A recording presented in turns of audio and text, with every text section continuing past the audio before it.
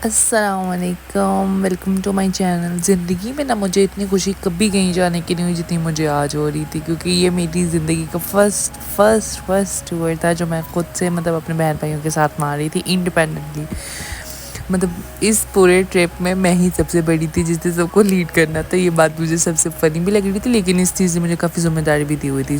हम निकले घर से। वेदर बहुत ज़्यादा गर्म था, दिखने में व्यू बहुत अच्छा लग रहा था, लेकिन गर्मी ने बस करवाई। सबसे पहले वही काम मोटरवे चढ़ने से पहले जो करना चाहिए, टायर वगैरह हवा चेक करवाई। इतनी गर्मी थी कि इतनी ही देर में बस हो गई थी कि मैंने भाई को कहा कि गन्ने का जूस पिला दो पिला दो पिला दो। खैर, गन्ने का जूस इतनी शदीद किस्म की गर्मी में बहुत अच्छा लग रहा था। इवन के वो छोटी सी गुड़िया सी जो बच्ची हमारी, वो भी इतना इंजॉय कर रही थी कि इवन और कह रही थी कि मुझे और दो। आतिफ भाई की हो गई ग्लासेस स्टैंड एंड हमने ट्रैवल अगेन स्टार्ट किया। और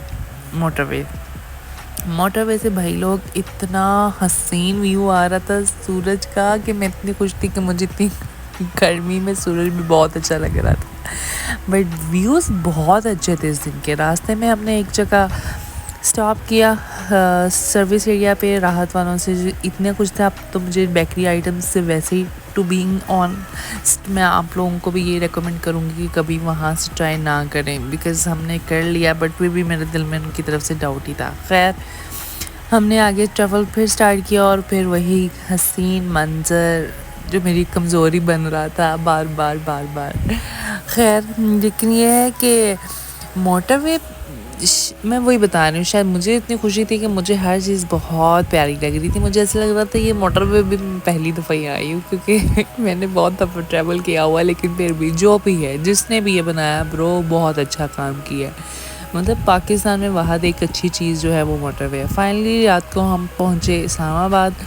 इतना थक गए थे और इतना रश था। फिर बहन ने फिर भी अपना ड्राइविंग का शौक़ पूरा किया, ताकि क्योंकि गाड़ी बहुत मुश्किल से मिली थी ब्रो। मैंने कहा यही है, नहीं तो फिर नहीं मौका मिलने वाला। तो खैर, सबकी सेफ्टी का ख्याल रखते हुए, अपनी भी सेफ्टी का ख्याल रखते हुए थोड़ी सी ड्राइविंग की। फिर मुझे याद आया मेरे साथ गेस्ट आए, उनको खाना खिलाना।